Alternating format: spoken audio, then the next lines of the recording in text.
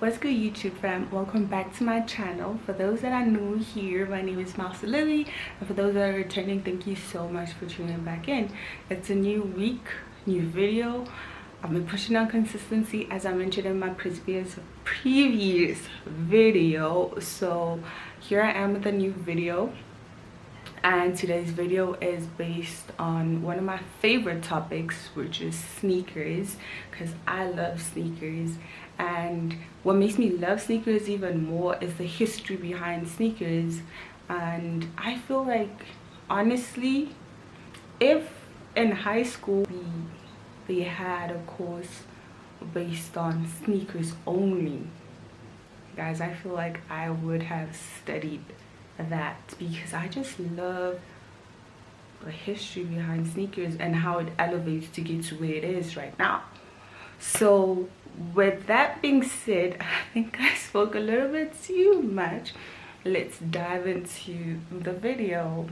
So as you guys can see from the title below, I decided to name this video an underrated Adidas sneaker, primarily because I personally feel that it's underrated. Y'all can come at me for using the word underrated, but I personally feel that it's underrated. The Ozweego, I hope I'm pronouncing it correctly. The Adidas Ozweego. So I'll just give you guys just a little bit a history of the shoe. I did say some stuff in the intro, but I just want to dive just a little in the surface. So the shoe, according to the archive books, the shoe was originated in the 1990s, but specifically, if I had to point out the year, it was 1996, and it came out as a trail running shoe and a training shoe. And a few years down the line, like 20 plus years down the line, the shoe has now elevated to a lifestyle sneaker. You see why I told y'all I love the history of sneakers? Because if we had to think about it, guys, I hope I don't go into deep with this, because I just love the topic of sneakers, so just bear with me. So as I was saying, if you had to think about this, not just with the Ozweego sneaker, but with the majority of the sneakers we find on the shelves, whether it be archive, sports scene, total sports, or even shelf life, the majority of the sneakers on the shelf are all pulled out from the archive books, and they just take it and they elevate it to a different sneaker. For example, the Superstar, we have the top 10. Like, I'm just mentioning just a few sneakers. Even the Air Forces, guys, all of those is from the archives, and they just put in technology into the shoe, and then bam, the sneaker is new. And you think it's new, but baby, let me tell you, the sneaker has been there. Your grandmother or your granddad were rocking those sneakers back in their 80s or even 70s, and we thinking the sneaker is cool now. Well, they rocked them already. I went into deep, but don't come for me, y'all. Don't come for me. I just love talking about sneakers. So let's get into why this video was actually why I actually started filming this video. Okay, now with all that being said, I feel like I just went in a bit too deep, guys. I'm just so passionate about sneakers, so bear with me, guys. So I love this sneaker so much that I not only have one pair, not two pairs, but 3 pairs of the Adidas Ozweego.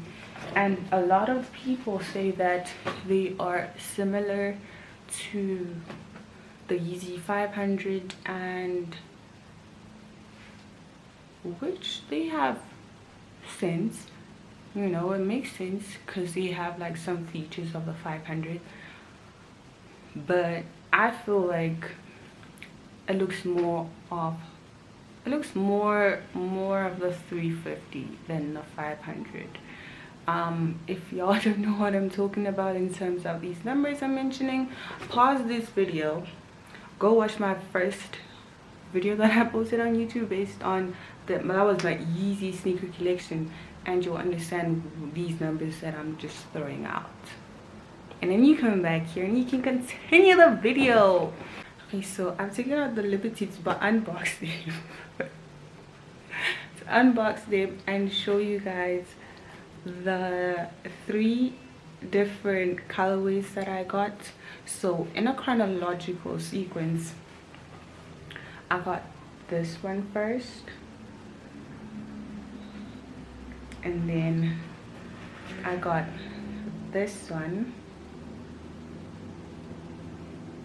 and then I had to close it off real good and get the all white ones. What is this here? The bottom paper.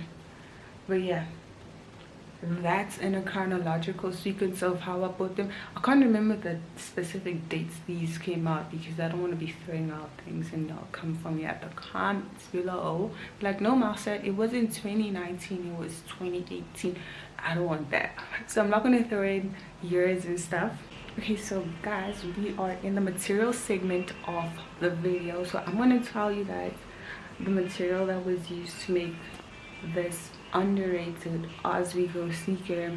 Guys, I don't know how much I can emphasize this, but you need to at least know the type of material that is put into your sneaker. Whatever sneaker you have, you should know the material. Not all of them, but at least 1 or 2, because this will help you know the durability of the sneaker, the longevity as well of the sneaker. So keep that in mind. Every time you go buy a sneaker, just know what type of material you put in your sneaker. So the sneaker has mesh at the front, which goes all the way to the back, to the side, and all the way to the back up there. And then it has, I love how they added this rubber part up front, because if it was only mesh all the way to the front, then you know when you wear your sneaker for too long and then your toe starts poking out of the material. So this material that they added here prevents that from happening. And then if you look to the side, it has soft suede there, which is also up here, all the way there and all around there. And it has a pull tab at the back. Okay, so on the pull tab, I just wanted to focus, it says 2098. It says Ozweego Adi Prime.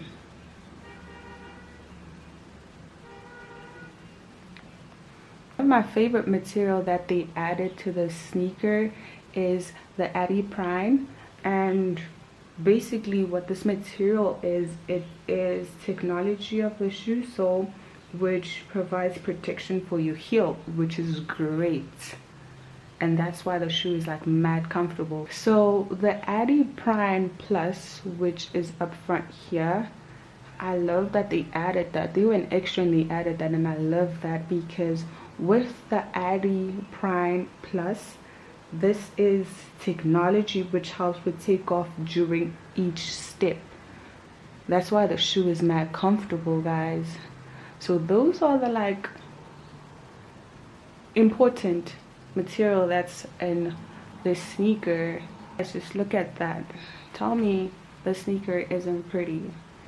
So the difference between the one that I just spoke about and these right here is the material is still the same, everything is still the same, but the only difference is with this one here, they added reflection over there and all around there.